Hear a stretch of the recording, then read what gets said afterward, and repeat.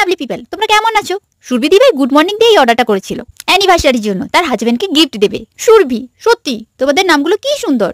আমার নাম আমার কোনোদিনও পছন্দ হয় না। এটা বললেই আমার মা বলে তোর সাথেই তো পটেছে, যাকে পাবি তাকেই কাছে রাখবি, বাড়ি থেকে যেতে দিবি না। আমার বাড়ি পূর্ব মেদিনীপুর জানতে পারে দিদিভাই বলেছিল ও মা তাই, আমার বাপের বাড়ি এগরাতে। আমার বাপের বাড়ি থেকে নাম শুনলে আমার খুব আনন্দ হয়, কারণ আমি এতটা দূরে থাকি মাকে ছেড়ে, তাই কষ্ট হয়। সত্যি আমাদের মেয়েদের জীবন কি অদ্ভুত, তাই না?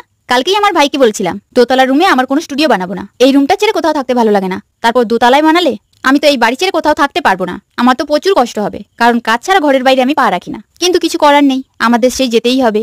অনেকদিন পর আমি মাথায় ফুল দিলাম।